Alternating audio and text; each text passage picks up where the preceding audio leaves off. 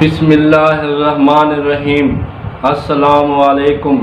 ہمارا آج کا ٹاپک ہے قرآن اور تخلیق آدم اور پارٹ 2۔ پارٹ 1 میں ہم نے یہ بتایا تھا کہ اللہ تعالیٰ نے تخلیق کے متعلق غور و فکر کرنے کا حکم دیا ہے، اور انسان کو اپنے ہاتھوں سے خلق کرنے سے مراد اللہ تعالیٰ کے قوانین ہیں، اور انسانوں کو خلق کرنے سے 50,000 سال پہلے قوانین بنائے تھے۔ پھر انہی قوانین کے مطابق انسان کو اسی زمین سے پودوں کی طرح اگایا ہے، جیسا کہ سورۃ روم میں فرمایا، اور اللہ نے تمہیں نبات یعنی پودوں کی طرح زمین سے اگایا ہے۔ اللہ تعالیٰ نے اس موجودہ زمین سے تو انسان کو خلق کیا ہے، لیکن سوال یہ ہے کہ وہ زمین کیسی تھی؟ تو اللہ تعالیٰ نے بتایا کہ وہ زمین مردہ تھی، کیونکہ اللہ تعالیٰ ہر زندہ چیز کو مردہ چیز سے خلق کرتے ہیں۔ یہ اللہ تعالیٰ کا دوسرا قانون ہے۔ سورۃ روم میں فرمایا، وہ زندہ کو نکالتا ہے مردہ سے، اور مردہ کو خارج کرتا ہے زندہ سے، اور زمین کو زندہ کرتا ہے اس کی موت کے بعد، اور یوں ہی تم نکالے جاؤ گے۔ سورۃ بقرہ میں فرمایا، بھلا تم کیوں کر خدا کے منکر ہو گئے، حالانکہ تم مردہ تھے، اس نے تمہیں زندہ کیا۔ مطلب یہ ہے کہ اللہ تعالیٰ اپنے دوسرے قانون کے تحت ایسی زمین سے خلق کیا یا اگایا جو پہلے مردہ تھی۔ اب ہم نے دیکھنا یہ ہے اور سمجھنا ہے کہ آخر اللہ تعالیٰ کی مردہ زمین سے کیا مراد ہے۔ اللہ تعالیٰ نے قرآن میں اس زمین کو مردہ کہا ہے جس میں پانی نہ ہو اور وہ خشک ہو چکی ہو، اور مادے کی پہلی حالت ٹھوس میں ہو، اور مادے کے مالیکیول غیر متحرک ہوں یا کیمیائی تعاملات ہو چکے ہوں۔ ان تمام باتوں کو اللہ تعالیٰ نے 3 لفظوں حامدہ و خاشیہ اور جرز میں بیان کیا ہے، جیسا کہ سورۃ حامیم سجدہ میں فرمایا، اور اس کی آیات یعنی قوانین میں ہے کہ تو زمین کو دیکھے، خاشیہ یعنی سخت، سنگلاخ اور خشک تھی، پس نازل کر کے متحرک کیا، اور وہ ربوا ہوئی۔ بے شک جس نے اسے زندہ کیا وہ مردوں کو بھی زندہ کرے گا۔ سورۃ حج میں فرمایا کہ تو دیکھے حامدہ یعنی جس میں پانی نہ ہو اس زمین کو، پس ہم نے اس پر پانی نازل کیا اور ہر قسم کے زوجے بہیج اگائے۔ سورۃ سجدہ میں فرمایا، کیا تم نہیں جانتے ہم پانی پلاتے ہیں جرس یعنی خشک و بھانج زمین کو، پس خارج ہوئی کھوتی۔ سامعین، جیسے جیسے انسانی حیات کی تخلیق آگے بڑھے گی، باتیں انتہائی مشکل اور دقیق ہوتی جائیں گی۔ آپ دال پکانے کی ترکیب نہیں سن رہے، بلکہ دنیا کا سب سے اہم اور مشکل ترین موضوع ہے۔ اب ہمیں ان آیتوں سے معلوم یہ ہوا کہ اللہ نے آدم کی تخلیق اس زمین سے شروع کی جس میں نہ پانی تھا، اور وہ بالکل خشک ہو کر ٹھوس بن چکی تھی۔ کبھی آپ کھیتوں میں گئے ہوں گے، وہاں دیکھتے ہوں گے کہ زمین کتنی سخت ہوتی ہے اگر پانی خشک ہو چکا ہو۔ اس زمین کو اللہ تعالیٰ نے مردہ زمین فرمایا ہے، اور اسی مردہ زمین سے آدم علیہ السلام کو اللہ تعالیٰ نے خلق کیا ہے۔ اس لیے فرمایا سورۃ روم میں کہ اور زمین کو حیات دیتا ہے اس کی موت کے بعد، یوں ہی تم خارج ہوگے۔ اگر اس مردہ زمین کو سائنسی لینگویج میں بیان کریں تو خشک زمین کرسٹلائز ہو جاتی ہے۔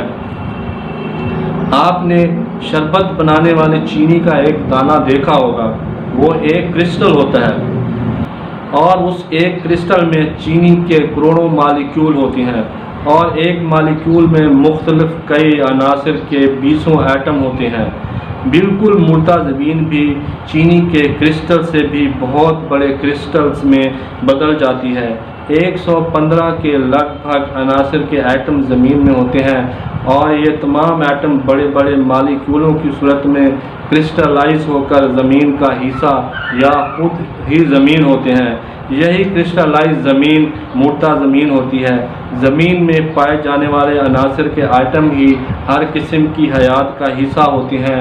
ان عناصر میں سب سے زیادہ عناصر جو حیات کا حصہ ہیں وہ آکسیجن اور ہائیڈروجن اور کاربن کے ایٹم ہیں، جو تقریباً 85 سے 90% ہر قسم کی حیات کا لازمی جزو ہے۔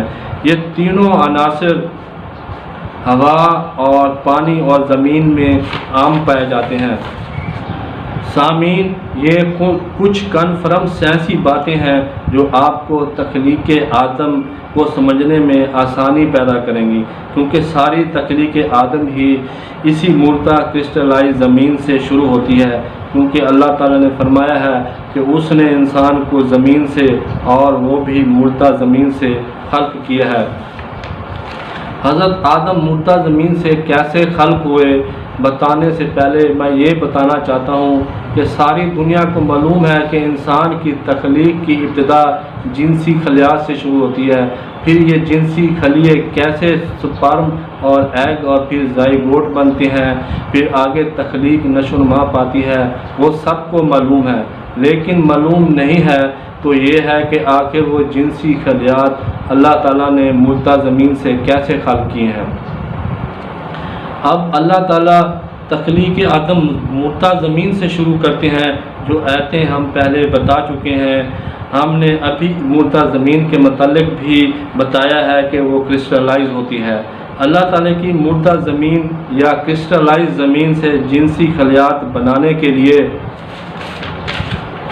سب سے پہلے اس کرسٹلائز زمین کو سنگل ایٹموں میں تقسیم کرتے ہیں۔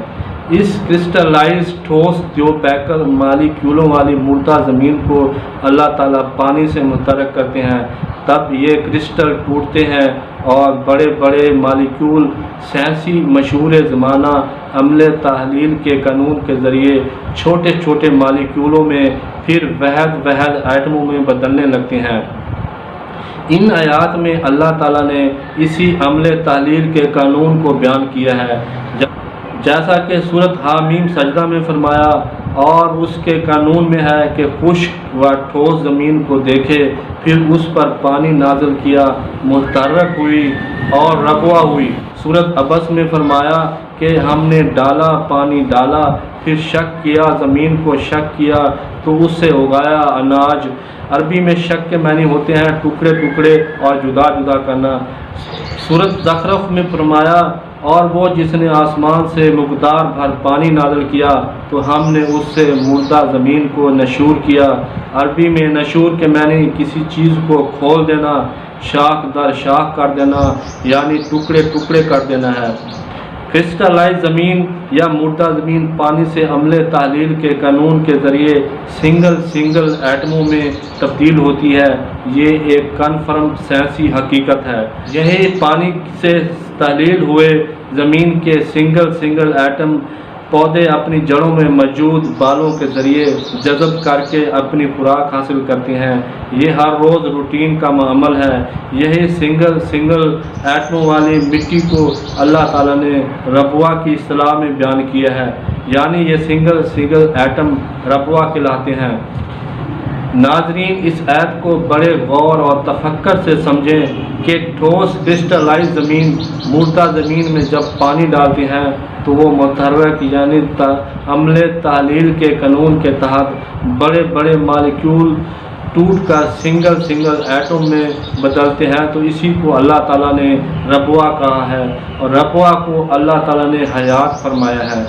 ہم ساری گفتگو کو ایک بار سم اپ کرتے ہیں کہ اللہ تعالیٰ نے حضرت آدم کو اسی موجودہ زمین سے خلق کیا جیسے پودے خلق ہوتے ہیں، اور اللہ نے انسان کو اپنے ہاتھوں سے خلق کرنے سے مراد اس کے حیاتی قوانین ہیں۔ اللہ تعالیٰ نے انسان کی تخلیق کی ابتدا ٹھوس کرسٹلائز مردہ زمین سے شروع کی ہے، اور پھر پانی ڈال کر اس ٹھوس زمین کے بڑے مالیکولوں کو سنگل ایٹموں میں بدل دیتے ہیں۔